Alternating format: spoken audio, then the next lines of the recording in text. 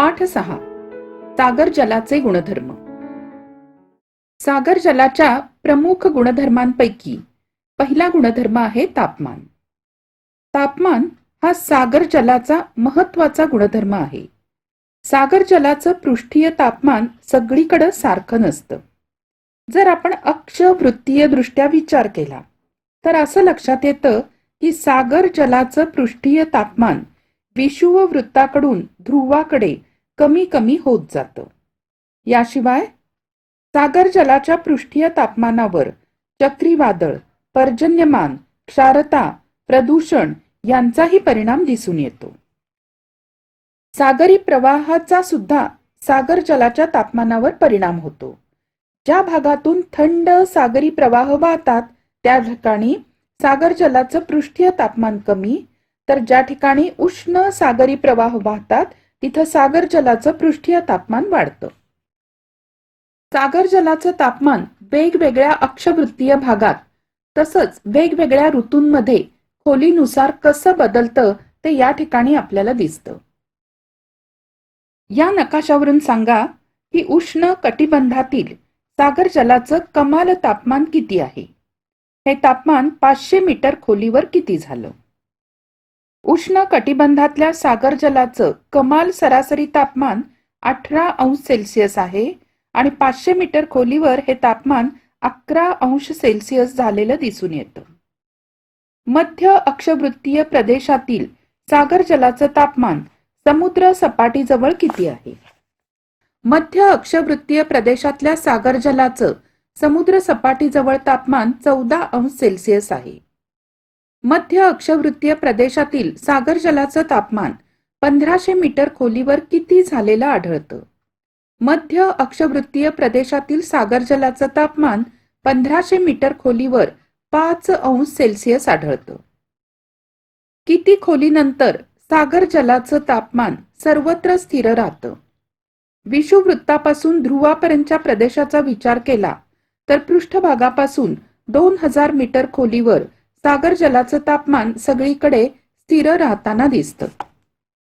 उच्च अक्षवृत्तीय प्रदेशाचा तापमान आलेख काय सांगतो आणि खोलीनुसार त्याचं तापमान 500, 1000 आणि 1500 मीटरवर किती आहे. उच्च अक्षवृत्तीय प्रदेशातील सागर जल तापमानाच्या आलेखावरून असं दिसतं की सागर जलाच्या तापमानावर खोलीचा काहीही फरक पडत नसून ते तापमान भूपृष्ठापासून खोलवर सगळीकडे एकसमान म्हणजे 4 अंश सेल्सिअसवर स्थिर आहे. पृष्ठभागापासून आपण 500, 1000 किंवा 1500 मीटर खोल गेलो तरी तापमान 4 अंश सेल्सिअस दिसतं. यावरून आपल्या हे लक्षात येतं की सागर पृष्ठावरून बहुतांश सूर्यकिरणं परावर्तित होतात, तर काही प्रमाणात सूर्यकिरणं सागराच्या ठराविक खोलीपर्यंत पाण्यात शिरकाव करू शकतात. परिणामी वाढत्या खोलीनुसार सूर्याच्या उष्णतेची तीव्रता कमी कमी होत जाते आणि म्हणून सागर जलाच्या तापमानात 2000 मीटर खोलीपर्यंत घट होत जाते. मात्र 2000 मीटर खोलीनंतर सागर जलाचं तापमान सगळीकडे सारखं असतं.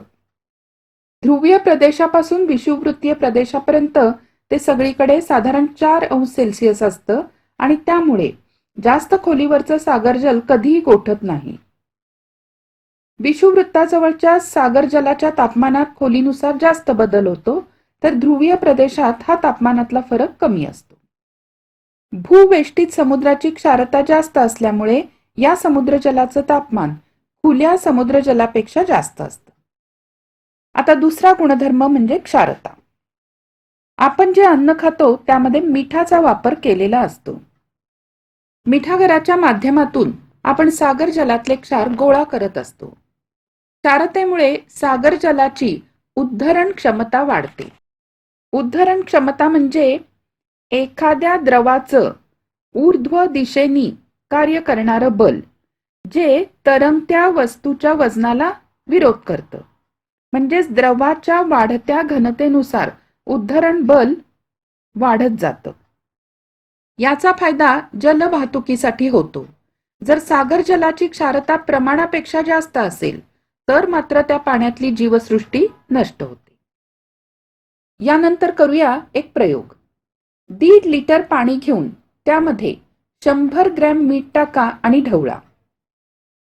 1 लिटर पाणी मावेल अशी 3 समान भांडी घ्या आणि खुणेसाठी त्यावर अ, ब आणि क असं लिहा. तिन्ही भांड्यात मिठाचं पाणी सम प्रमाणात म्हणजेच प्रत्येकात अर्धा लिटर पाणी भरा. या तिन्ही भांड्यांवर जाळीचं झाकण ठेवा. अ भांड सूर्यप्रकाशात ठेवा. ब आणि क भांड खोलीच्या आत ठेवा. दुसऱ्या दिवसापासून क भांड्यात रोज सकाळी अर्धा ग्लास साधं पाणी मिसळा. 5व्या दिवशी तिन्ही भांडी एका ठिकाणी आणा, निरीक्षण करा आणि तिन्ही भांड्यातील पाण्याची चव घ्या. आता काय काय आपल्याला आढळतं बघा. अ भांड्यातलं पाणी कमी झालं आहे. कारण काय की हे भांड आपण उन्हात ठेवलं होतं म्हणून त्यातल्या पाण्याचं बाष्पीभवन झालं. क भांड्यातलं पाणी जास्त झालं आहे. कारण काय?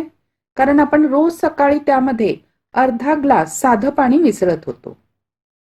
ब भांड्यातलं पाणी पण कमी आहे, पण थोडंसंच कमी आहे. कारण काय की हे भांड खोलीच्या आतमध्ये म्हणजे सावलीत ठेवलं होतं, त्यामुळे या भांड्यातील पाण्याचं बाष्पीभवन सूर्यप्रकाशात ठेवलेल्या तुलनेत कमी झालं. आता खारटपणाच्या बाबतीत अ भांड्यातलं पाणी सर्वात जास्त खारट, कारण तिथे फक्त पाण्याचं बाष्पीभवन झालं, मीठ तिथंच राहिलं, म्हणजे ह्याची क्षारता सर्वात जास्त. क भांड्यातील पाण्याची क्षारता कमी, कारण त्यामध्ये रोज अर्धा ग्लास साधं पाणी मिसळलं. आणि ब भांड्यातील पाण्याची क्षारता साधारणपणे आहे तशीच राहिली. प्रत्यक्षात सुद्धा असंच होतं. जिथं तापमान जास्त असतं तिथं सागर जलाचं बाष्पीभवन जास्त होतं आणि क्षार तिथेच राहतात, त्यामुळे सागराची क्षारता वाढते. आणि जेव्हा नद्या समुद्राला मिळतात आणि गोड्या पाण्याचा पुरवठा करतात, तेव्हा क भांड्याप्रमाणे त्या सागराची क्षारता कमी होते. आणि जिथं पाण्याचं बाष्पीभवन कमी आणि गोड्या पाण्याचा पुरवठाही कमी, अशा भागात ब भांड्याप्रमाणे सागर जलाच्या क्षारतेत फारसा फरक पडत नाही. सागराची क्षारता कशी मोजतात? तर सागराच्या 1000 वजनी भाग पाण्यात एकंदर सर्व क्षारांचं मिळून जितकं वजनी भाग प्रमाण असतं त्याला सागर जलाची क्षारता म्हणतात. समजा सागर जलाच्या 1000 ग्रॅम पाण्यात विरघळलेल्या क्षारांचं प्रमाण 40 ग्रॅम असेल, तर त्या पाण्याची क्षारता दर 1040 अशी सांगितली जाते. आता यानंतर हा नकाशा बघा आणि उत्तर द्या. हा नकाशा आहे जग सागर जल क्षारता दाखवणारा. कर्कवृत्त आणि मकरवृत्ताच्या आसपास क्षारता किती आहे? कर्कवृत्ताच्या आसपास सागर जलाची क्षारता 36 दर 1000 आहे आणि मकरवृत्ताच्या आसपास ती 35 दर 1000 आहे. सर्वात कमी क्षारता कोणत्या प्रदेशात आहे? तर आर्क्टिक महासागराचा बहुतांश भाग आणि भारताजवळील बंगालच्या उपसागराचा भाग, इथे सर्वात कमी सागर जलक्षारता दिसून येते. ती 32 दर 1000 पेक्षा कमी आहे. कोणत्या महासागरात 37 दर 1000 पेक्षा जास्त क्षारता आढळते? अटलांटिक महासागर. उष्ण कटिबंधात तापमान जास्त असते, तिथे बाष्पीभवनाचा वेग जास्त, म्हणून सागर जलाची क्षारता जास्त.